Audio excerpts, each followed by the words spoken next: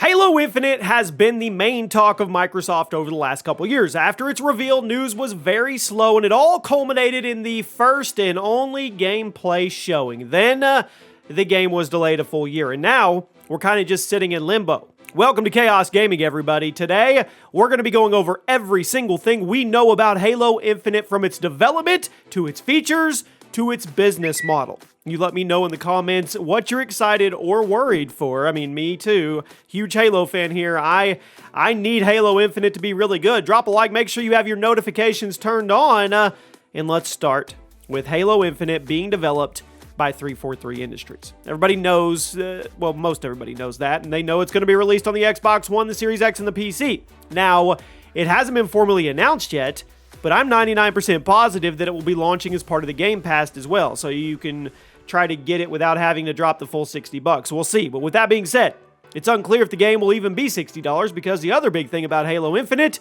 is that the multiplayer will be completely free to play. So when you buy Halo Infinite, you're actually just buying the campaign and whatever extra mode there is, like a firefight or a forge mode or both. Now, we'll have to wait and see how much money Microsoft wants to charge for that, but I wouldn't be shocked at all if it was around $50 in the price range instead of the full $60. As of right now, Halo Infinite does not have a solid release date, but it's expected to drop this coming holiday season. Now, originally, Infinite was supposed to launch with the Xbox Series X. We were all excited about it, we were ready, but following that gameplay trailer, well, Microsoft put the brakes on. And I agree with the decision. It didn't look very good for next gen. Now, I don't think Halo Infinite looked as bad as some other people or games out there, but it definitely didn't have the amazing next-gen console, eye-dropping stuff we were looking for. Now, keep in mind that the gameplay demo was running on a PC, not an Xbox, which didn't exactly look very good on Microsoft's part. So, leading up to that gameplay reveal, a lot of leaks were coming out regarding the state of development. Many reports said that it'd be completely restarted in 2018 and that the technical aspects of the game were a big hot mess, largely due to it needing to be built for most past and current gen consoles. We've seen this happen in the past. Call of Duty Ghosts, people, we have. Now, it's unclear just how many of these rumors were true, but I think it's safe to say at least some of them were true due to the underwhelming gameplay reveal. It was also revealed that in late 2020, Bungie veteran Joseph Staten was brought onto the Halo Infinite team to help lead development, which, that's good, and it's bad. On one hand, it's nice to have a Halo legend back at the development team, right? But on the other hand, he was also being brought in after the game was supposed to already come out. That's not a good sign. That's actually a big sign of a very messy development cycle. Like I said, the game is expected to launch in late 2021, but Microsoft and 343 Industries are doing their best to assure us that the launch will not be the end of it.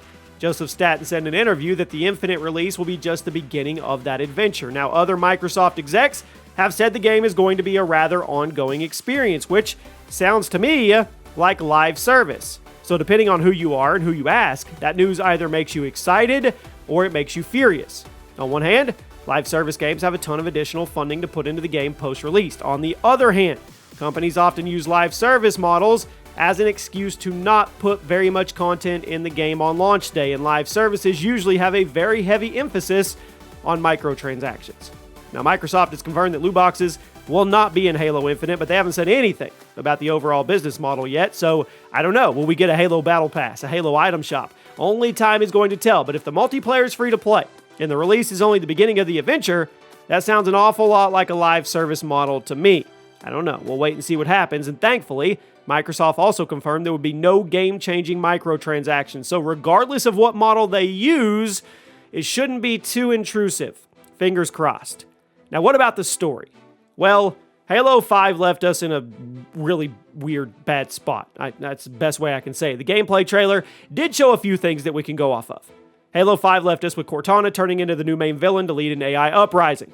The Arbiter also returned in the campaign, which implies he may have a bigger role in future games. Now, in the gameplay trailer, we got to look at the Banished, who are the new main enemy, or at least one of the new main enemies for Halo Infinite. We also got to look at our new big baddie, who gave us a monologue at the end of the trailer. So in terms of story, well, we don't have a ton to go off of yet.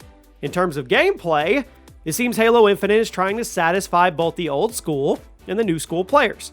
The gameplay has been slowed down, the armor abilities seem mostly deleted, and sprinting is a thing, but there's still an aim down sight function. It doesn't seem to be any crazy armor abilities, and you almost apparently get knocked out if your ADS takes damage. I mean, that's how it worked back in the Bungie Halo games. Master Chief also had a grapple hook now that he can use to both traverse the map and grab items from around the map, and throughout the Halo franchise, there's always been explosive barrels and big boxes you can move around with grenades, but in Halo Infinite, you can now directly pick those things up and throw them.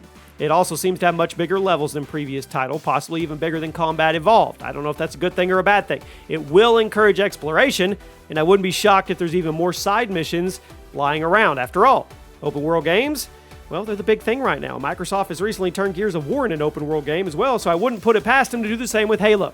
I just really hope they don't turn it into an open world game that nobody likes. I mean, given everything we've seen so far, I'm nervous. They also confirmed that the multiplayer will support 120 frames per second on the X. That's a pretty big step up. That's positive.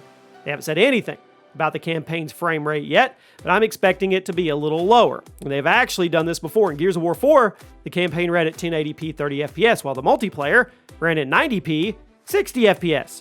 Now, Microsoft wanted the campaign to look as good as possible for the sake of immersion and fidelity, whereas they wanted multiplayer to be fast and smooth. So if I had to guess, which I guess a lot, they're going to be doing the same thing with Infinite. Multiplayer is confirmed to be running at 120 FPS, but since they didn't say anything about the campaign, my guess is it'll be running at 60 FPS with higher visual fidelity. I think it's a good compromise. I'm cool with that. So we've talked about the campaign. We've talked about multiplayer. What about the rest of the game? Well, Forge Mode is confirmed to be returning, and despite Battle Royale games being all the rage, 343 said they're not working on. Okay, hold on. It's important for us to be mindful of the words they use. They said they are not working on a Battle Royale mode. They did not say that a BR mode was not coming. If you remember, this is the exact same thing Infinity Ward did with Warzone. People asked if a BR mode was coming to Modern Warfare, and IW said they weren't working on one. But guess what? A few months later, Warzone drops. If I were a betting man, which I am sometimes, I would put a lot of money on there being a Halo BR mode dropping a few months after the release of Halo Infinite, similar to how Warzone was handled. It's way too popular. I mean, it's just way too big of a mode for them to ignore, and with the way 343 had worded those things, I think it's inevitable that it's getting added, and it kind of adds into the launch of the game is just the beginning. If their BR mode takes off like Warzone did, they'll put a ton of focus on it down the road. So, in closing, that's everything we know about Halo Infinite. 343 has recently said they're going to be, or they are being, more communicative in the next few months. That's good news. So far, I'm on the fence. I think there's a lot of good stuff going on here, but I'd also be lying to you if I said I wasn't concerned about what happens next. Microsoft has confirmed there will be a beta test for Halo Infinite before the official release, so that answer, that should answer, I guess, a lot of our burning questions, hopefully. Now, there's no set date or time period for said beta yet, but as it stands right now, that's what we know about Halo Infinite. We'll probably find out more. If we do, I will keep you guys updated. Let me know what you're most excited about. Let me know what you're most worried about, and I'll see you soon.